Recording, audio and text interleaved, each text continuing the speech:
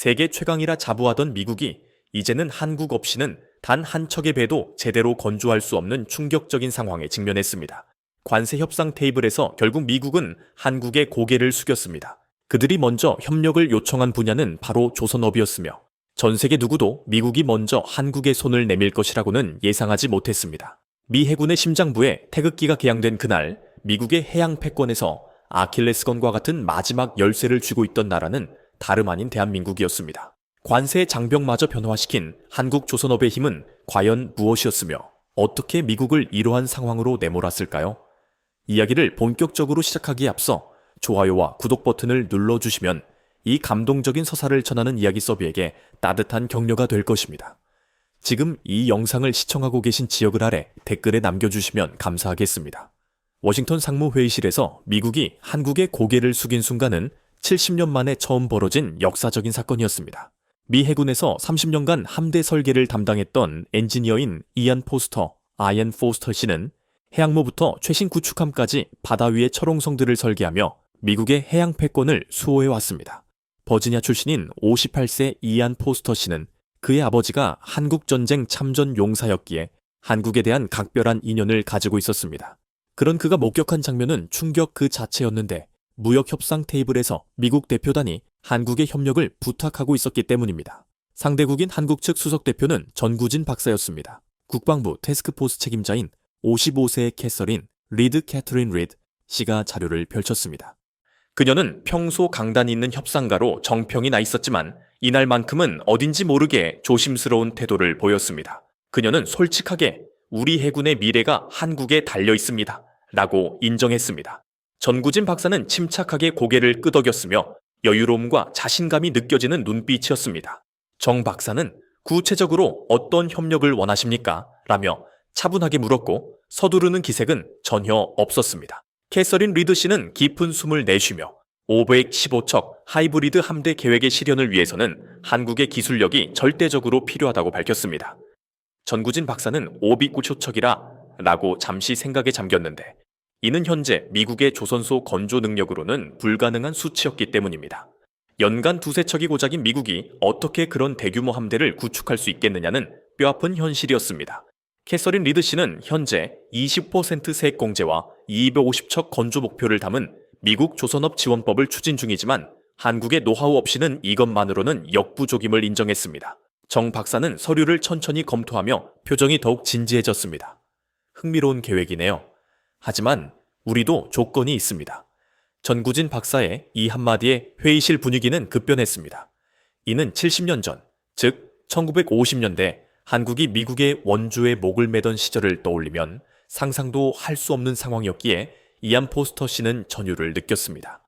아버지가 들려주셨던 한국전쟁 이야기가 스쳐 지나갔는데 당시에는 한국이 미국의 도움을 요청했지만 이제는 상황이 완전히 역전된 것입니다. 캐서린 리드 씨는 당황하며 조건이라니요? 우리가 서로 도우려는 것 아닙니까? 라고 물었습니다. 전구진 박사는 자신만만한 미소를 지으며 물론 협력입니다. 다만 상호 이익을 고려해야 하지 않을까요? 라고 반문했습니다.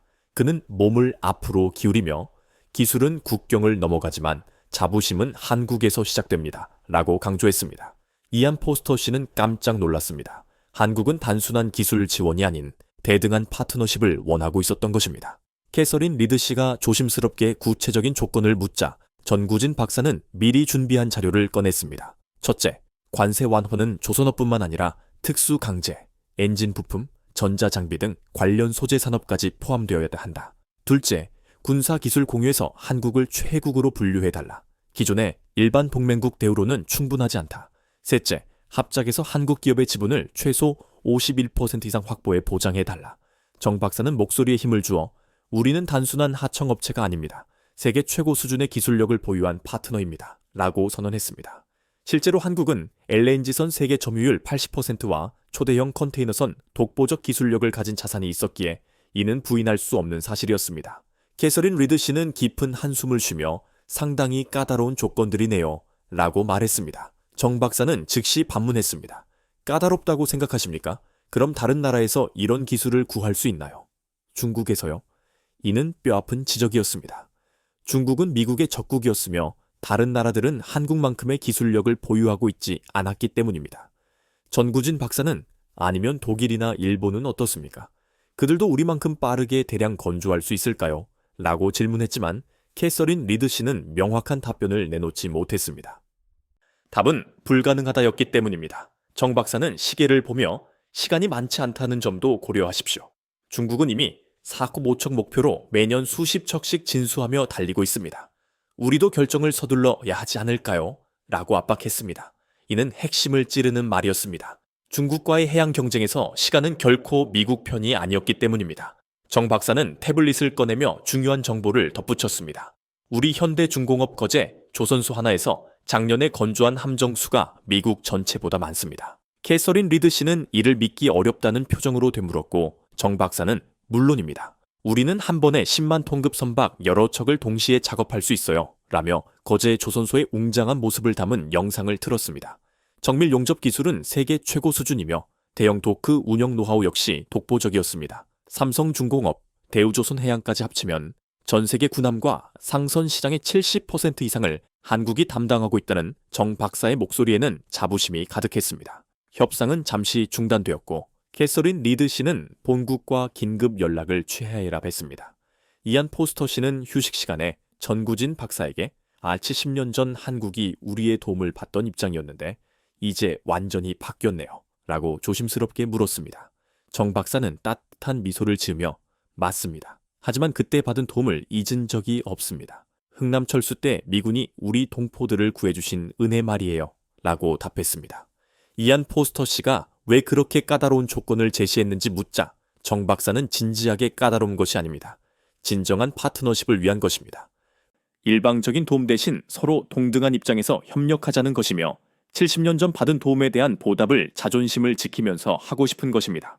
라고 설명했습니다. 30분 후 협상이 재개되었을 때 캐서린 리드 씨의 표정은 완전히 달라져 있었습니다. 그녀는 천천히 입을 열어 백악관에서 직접 지시가 내려왔으며 정 박사가 제시한 조건들을 최우선 과제로 적극 검토하겠다고 밝혔습니다. 전구진 박사조차 놀란 듯했지만 곧 만족스러운 표정으로 고개를 끄덕였습니다. 국회 승인 절차 때문에 6개월 정도 예상되지만 사전 작업은 바로 시작할 수 있다는 답변을 듣자 정 박사는 충분합니다. 그 사이에 우리도 기술 이전 준비를 완료하겠습니다. 라고 말하며 협상이 성공적으로 마무리되었습니다. 복도에서 캐서린 리드 씨와 마주친 이안 포스터 씨는 솔직히 충격적이면서도 감동적이에요. 라고 정직하게 답했습니다. 70년 전 흥남철수 때 미국이 한국인들을 구했지만 지금은 미국이 조건을 들어가며 도움을 요청하는 상황이 된 것입니다. 캐서린 리드 씨가 자존심이 상하지 않느냐고 묻자 이안 포스터 씨는 단호하게 오히려 자랑스럽습니다. 라고 답했습니다. 그날 밤 집으로 돌아온 이안 포스터 씨는 아버지의 일기를 펼쳤습니다. 1950년 흥남 부두에서 쓰신 글에는 이 아이들이 자라서 훌륭한 사람이 되기를 바란다는 바람이 담겨 있었습니다. 아버지의 바람이 이루어진 것이었습니다. 그 아이들이 자라 이제 미국을 도와주려 하고 있었습니다. 협상 테이블에서 전구진 박사가 했던 기술은 국경을 넘어가지만 자부심은 한국에서 시작됩니다. 라는 말이 계속 맴돌았습니다. 한국이 세계 최강국과 대등하게 협상하는 모습, 70년 전 폐허에서 일어선 나라가 이제 미국의 파트너가 된 모습은 이안 포스터 씨에게 한국 없이는 정말로 미 해군 함대를 지킬 수 없다는 확신을 주었습니다. 그리고 그것이 전혀 부끄러운 일이 아니라는 사실도 말입니다. 도대체 어떻게 이런 일이 벌어진 것일까요? 이안 포스터 씨는 다음날 펜타곤으로 향했습니다. 이 모든 일의 시작점을 알고 싶었기 때문입니다. 지하 3층 기밀 회의실에 차가운 불빛 아래 놓인 미 해군 함대 유지 가능성 분석 최고 기밀 문서 한 장이 모든 것을 설명하고 있었습니다. 첫 페이지에는 충격적인 숫자가 있었습니다. 30년간 매년 55조 원이라는 천문학적인 금액을 쏟아부어도 현재 해군력 유지가 불확실하다는 결론이었던 것입니다. 이안 포스터 씨가 믿을 수 없어 할 때 더 충격적인 내용이 다음 페이지에 있었습니다. 중국의 조선 건조 속도가 미국의 203법에라는 분석이었습니다. 이안 포스터 씨는 계산 착오가 아닌지 다시 확인했지만 냉혹한 현실은 틀림없었습니다. 이미 함정 숫자에서 미국 297척 대 중국 301척으로 추월당했으며 5년 뒤에는 중국이 405척까지 늘릴 것이라는 끔찍한 전망이었습니다. 원인 분석 페이지를 넘기자 첫 번째 원인으로 1920년부터 시작된 보호주의 정책인 존스법과 원스 앤 톨레프법이 지목되었습니다. 외국 기술을 차단하며 미국 조선업을 보호하려 했지만 경쟁이 없어 기술 발전이 멈추는 정반대의 결과를 낳았습니다. 두 번째 타격은 1980년대 레이건 정부의 자유시장 정책으로 건조 보조금이 폐지된 것이었습니다. 정부 지원이 끊기자 경쟁력 없는 조선업체들이 하나둘 문을 닫기 시작했습니다. 세 번째 악재는 인력난과 자재비 급등이었습니다.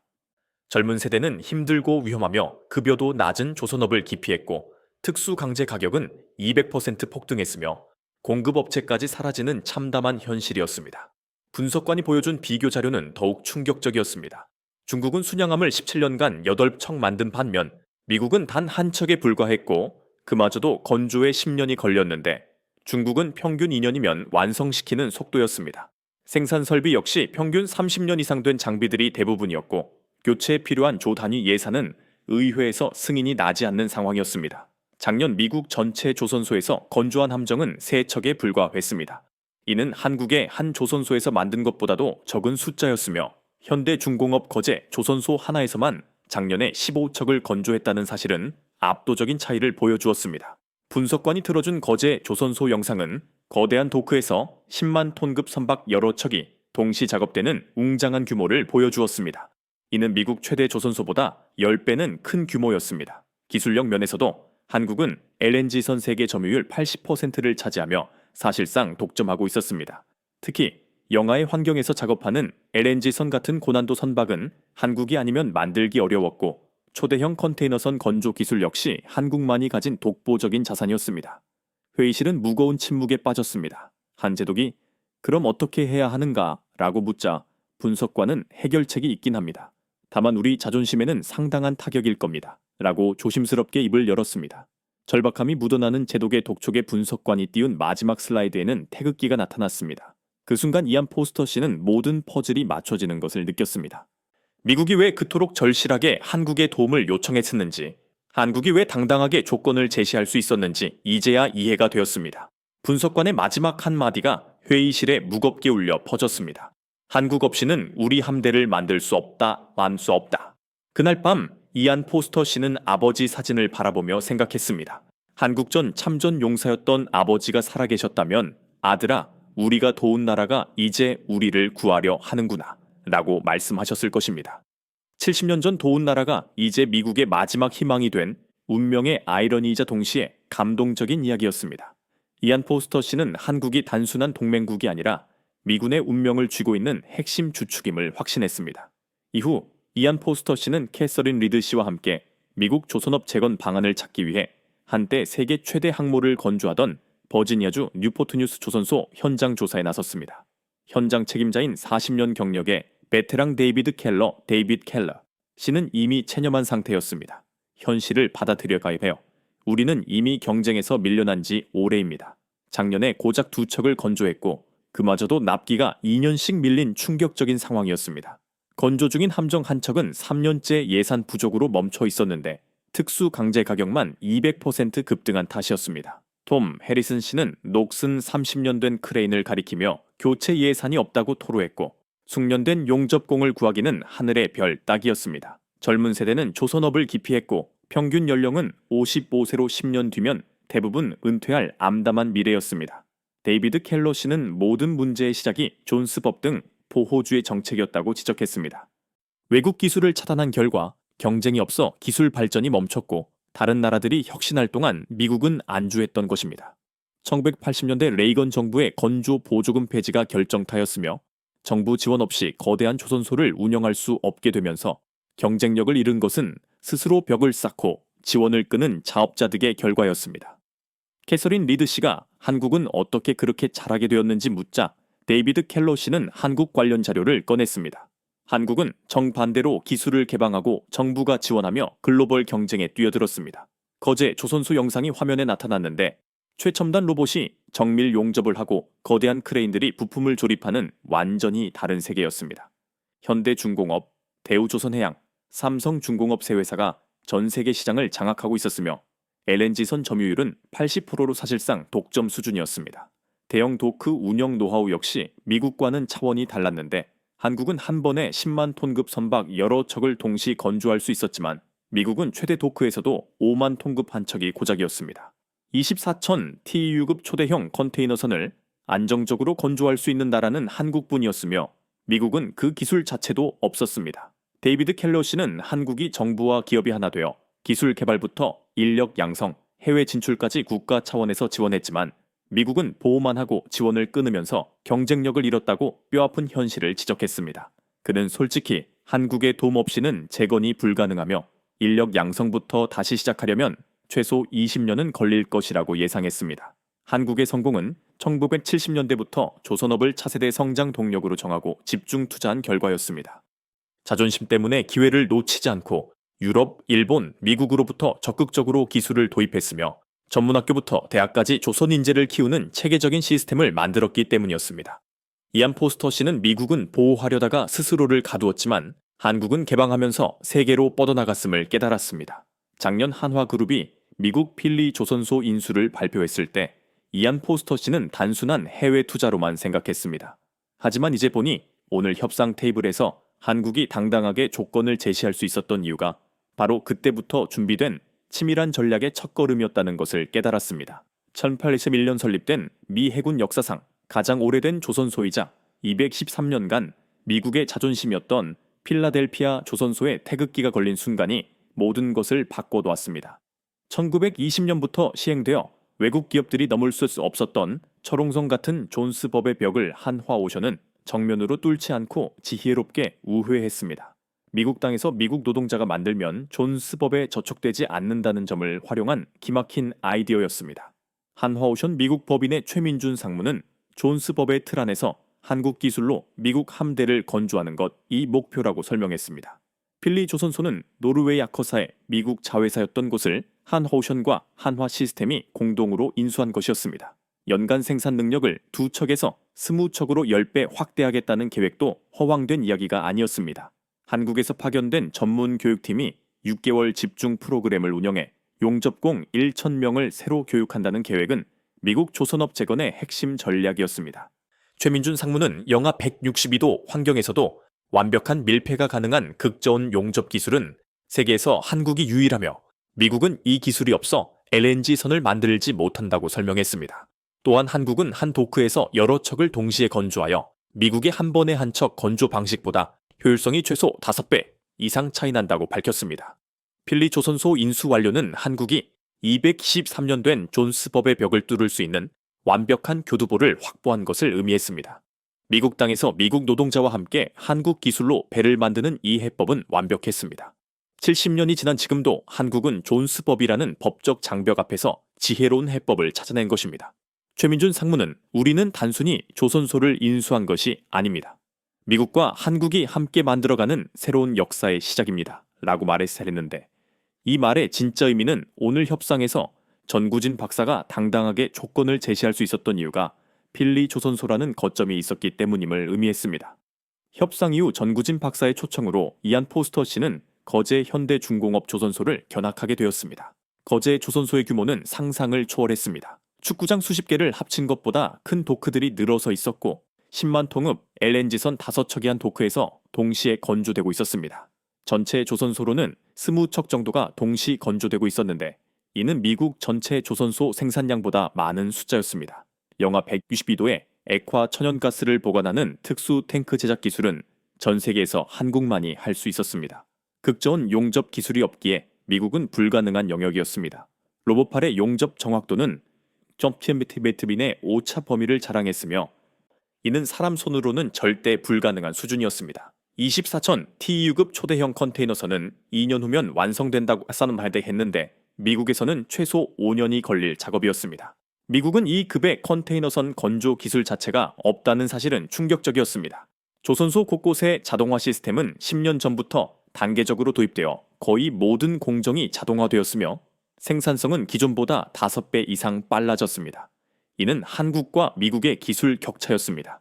설계센터에서는 수소 연료선, 암모니아 추진선 같은 차세대 친환경 선박을 설계하고 있었는데 미국은 기초 기술 자체가 사라져버려 이런 배를 만들 수 없었습니다.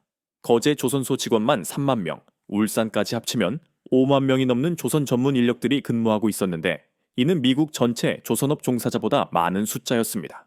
엔진 제작 공장에서는 연료 효율성이 기존 엔진보다 30% 향상된 세계에서 가장 효율적인 선박용 엔진을 생산하고 있었지만 미국은 핵심 부품 제작 기술이 없어 만들 수 없었습니다.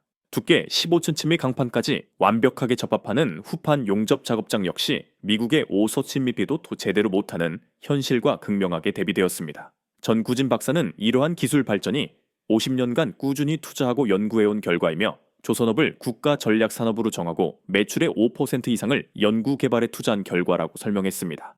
LNG선 세계 점유율 80%, 초대형 컨테이너선 독보적 기술력, 그리고 군함과 상선을 합쳐 전 세계 시장의 70% 이상을 점유하고 있다는 사실은 한국이 단순히 조선업이 발달한 나라가 아니라 세계 조선업을 지배하는 나라임을 보여주었습니다. 미국이 관세까지 완화해 가며 얻고자 하는 것이 바로 돈으로도 살 수 없고 시간을 들여도 쉽게 따라잡을 수 없는 궁극의 기술력이었던 것입니다. 정 박사는 오늘 보신 게 한국 조선업의 진짜 실력이에요. 세계 최고가 아니라 세계 유일이죠 라고 강조했습니다. 협상 성공 일주일 후 캐서린 리드 씨로부터 중국이 한국 조선 기술자들을 대상으로 대대적인 스카우트 작전을 벌여왔다는 예상치 못한 전화화를 받았습니다. 현재 연봉의 3배에서 5배까지 제한하며 현대중공업, 삼성중공업, 대우조선해양의 핵심 엔지니어들, 특히 LNG선 설계 기술자들을 유혹하고 있었습니다. 중국은 가족들의 이민 지원과 자녀 교육비까지 약속하며 체계적으로 접근하고 있었습니다. 한국 정부는 핵심 기술자들의 해외 취업을 제한하는 조치를 검토하며 대응에 나섰습니다. 중국은 산업 스파이까지 동원하여 거제 조선소에서 극저온 용접 기술 관련 도면을 훔치려다 적발되기도 했습니다. 중국뿐만 아니라 미국 내부에서도 반대 목소리가 커지고 있었습니다. 펜타곤 브리핑에 따르면 일부 기득권 세력과 미국 조선업자들 협회는 한국 의존도가 높아지는 것을 우려하며 강력히 반발하고 있었습니다. 현실은 미국 조선업체들로는 함대 유지도 버거운 상황이었지만 그들은 대안 없이 반대만 하고 있었습니다. 보수 정치인인 앨런 도슨 에일란 더슨 의원이 가장 강경한 반대 목소리를 냈습니다. 그는 미국 조선소를 한국에 넘겨주자는 것이냐며 감정적으로 호소했지만 대안을 묻는 기자에게 투자하고 시간을 들이면 15년이면 된다는 현실을 무시한 주장을 내놓았습니다. 그러나 이러한 반대 움직임들은 역설적으로 한국 기술의 가치를 더욱 부각시켰습니다. 놀라운 소식은 중국의 스카우트 제안을 받은 한국 엔지니어들 대부분이 거절했다는 사실이었습니다. 연봉을 5배로 올려준다고 해도 관심 없다던 그들의 반응은 자신들이 세계 최고 기술을 개발하고 있다는 자부심 때문이었습니다. 게다가 중국에 가봤자 진짜 핵심 기술은 배울 게 없다는 것을 알고 있었기에 한국에서 일하는 것에 더 큰 의미를 두었습니다. 한국 기술자들의 애국심과 자부심이 중국의 회유 공작을 막아낸 것입니다. 산업 스파이 문제 역시 한국 조선소들의 철저한 보안 시스템 때문에 핵심 기술 유출은 거의 불가능했습니다. 한국의 조선 기술은 하나로 완성된 시스템이기에 부분적인 정보만으로는 전체를 파악할 수 없었습니다. 미국 내 반대 세력들도 결국 현실을 인정하기 시작했는데 한국의 협력 없이는 중국 해군력 증강을 따라잡을 수 없다는 해군 분석 보고서가 결정적인 역할을 했습니다. 여론 역시 한국은 이미 우리를 앞선 기술 강국이라며 현실을 인정해야 한다는 쪽으로 바뀌고 있었습니다. 워싱턴 포스트의 사설은 한국은 이제 단순한 동맹국이 아니라 21세기 해양 패권의 열쇠를 쥔 핵심 파트너라고 명확하게 분석했습니다. 전구진 박사는 이러한 견제와 방해에도 불구하고 미국과의 협력은 계속될 것이며 더욱 철저한 보안과 함께 기술 발전 속도를 높여야 진정한 리더가 될 수 있다고 의지를 다졌습니다. 다른 나라들이 따라잡으려 해도 한국은 이미 차세대 기술 개발에 매출의 10% 이상을 쏟아부으며 수소연료 추진선, 자율운항기술, 해상풍력 설비 등 미래 해양산업을 선도하고 있었기에 한국 기술의 독보적인 가치는 더욱 빛나고 있었습니다. 이번에는 윌리엄 달턴, 해군부 차관을 비롯한 고위급 시찰단이 직접 거제 조선소를 방문했습니다. 거제 조선소의 규모의 달튼 차관은 이게 정말 조선소인가요? 라며 충격을 금치 못했습니다. 전구진 박사는 10만 톤급 LNG선 5척이 동시에 건조되는 일상적인 풍경을 안내했습니다. 군함 건조 구역에서 완성 직전에 7,000톤급 이지스 구축함을 본 장성들은 할 말을 잃었습니다. 건조 기간이 2년 반이라는 사실에 미국에서는 최소 5년이 걸리던 현실과 비교하며 놀라움을 표했습니다. 가장 어려운 기술로 알려진 LNG선 극저온 탱크 제작에 대해 달튼 차관이 묻자 전구진 박사는 솔직히 미국은 현재 어렵다고 답했습니다. 극저온 용접 기술 개발에만 20년이 걸렸기 때문입니다. 용접 작업 현장에서는 60대 명장 박영철, 마스터파크 영출 씨가 두께 15cm 강판을 완벽하게 접합하고 있었습니다. 박영철 명장은 자신이 1950년 흥남 철수 때 미군에게서 검은 통을 받은 아버지의 아들이며 아버지는 평생 은혜를 잊지 말라고 하셨다고 고백했습니다. 그는 이제 우리 기술로 미국을 도울 수 있게 되어 영광입니다 라고 말했고 달튼 차관의 눈가는 촉촉해졌습니다. 이는 70년 전의 기억이 두 세대를 거쳐 현재와 이어진 감동적인 순간이었습니다. 직원들의 평균 연령이 미국 55세과 달리 35세 정도라는 사실과 연료 효율성이 30% 향상된 엔진 제작 기술 역시 미국에는 없는 핵심 기술이었습니다. 하루 종일 조선소를 둘러본 후 달튼 차관은 브리핑을 듣고 한국 없이는 우리는 건조할 수 없습니다. 라고 모든 것을 압축하는 한마디를 남겼습니다. 저녁 만찬에서 달튼 차관은 70년 전 흥남 철수 때의 어린아이들이 자라 이제 미국을 도우려 하고 있다며 이것이 진정한 동맹의 의미라고 건배사를 했습니다. 박성호 상무는 과거의 은혜를 첨단 기술로 갚을 수 있어 영광이라고 답했습니다. 달튼 차관은 관계가 역전된 것에 대해 자존심이 상하느냐는 이안 포스터 씨의 질문에 자랑스러워요. 우리가 좋은 나라가 이렇게 훌륭하게 성장했으니까요. 우리 투자가 성공한 것 아닌가요? 라고 말했습니다. 거제 방문 이후 한미 조선업 협력 프로젝트들은 가시화되었고 필리 조선소의 생산성은 한국식 작업 시스템 도입으로 기존보다 3배나 빨라졌습니다. 지난달에만 과거 연간 생산량과 같은 2척의 함정 건조를 완료하는 성과를 보였습니다. 한국에서 파견된 300명의 전문가들이 미국 직원들에게 기술을 전수했고 60대 베테랑 용접공들까지 자존심보다 기술 향상에 집중하며 배우는 모습은 고무적이었습니다. 뉴포트뉴스 조선소마저 현대중공업과의 기술 협력을 공식 요청했으며 일본 미쓰비시중공업과 독일, 네덜란드 등 유럽 국가들까지 한국과의 협력 의사를 타진하며 한국을 중심으로 한 새로운 조선업 생태계가 구축되고 있었습니다. 미 해군력 재건을 위한 구체적인 로드맵도 발표되었습니다. 현재 297척인 함정을 10년 내 400척까지 늘리는 야심찬 계획의 핵심은 한국식 건조 방식 도입이었습니다. 향후 5년간 미국 내 10여 개 조선소에 한국 기술을 이식하고 양국이 공동으로 2030년까지 수소 연료 추진 구축함을 개발하는 계획도 포함되었습니다. 호주와 인도 등 쿼드 국가들까지 한국 기술 활용을 원하며 새로운 해양 동맹의 중심에 한국이 서게 되었습니다. 흥미롭게도 중국마저 한국, 미국, 중국이 함께 해양 안전을 위해 협력하자며 3자 대화를 제안해 왔습니다. 한국이 미중 사이에서 중재자 역할을 할 만큼 위상이 높아진 것입니다. 이안 포스터 씨는 한미 조선업 협력기구의 수석 자문관이라는 새로운 직책을 맡게 되었으며 이를 통해 한미 협력이 단순한 군사적 협력을 넘어 자유민주주의 가치를 공유하는 국가들 중심의 새로운 세계 질서를 만들어가고 있음을 확인했습니다. 기술력으로 인정받고 지혜로 중재하며 미래를 열어가는 진정한 리더의 모습이었습니다. 정우진 박사는 앞으로 10년 후에는 한국이 세계 해양 산업을 이끌어가는 진짜 리더가 되어 있을 것이라고 확신했습니다. 필리 조선소의 성공적 운영, 미국 조선소들의 기술 도입 요청, 일본과 유럽의 협력 제안, 호주와 인도의 참여 의사, 심지어 중국의 대화 제안까지 이 모든 것이 한국을 중심으로 돌아가고 있었으며 한국은 이제 세계 질서를 움직이는 무대 위에서 핵심 파트너로 자리 잡았습니다. 단순한 협력국이 아니라 게임의 룰을 바꾸는 게임 체인저가 된 것입니다. 새로운 태평양 시대, 그 중심에 한국이 우뚝 서게 된 것입니다. 협상 테이블에서 당당하게 조건을 제시하는 한국, 거제 조선소를 견학하며 감탄하는 미군 장성들, 필리 조선소에 나붙기는 태극기, LNG선 세계 점유율 80%를 비롯한 독보적인 기술력, 이 모든 것이 한국이 새로운 태평양 시대의 게임 체인저임을 증명하고 있습니다. 한국 없이는 우리는 건조할 수 없습니다.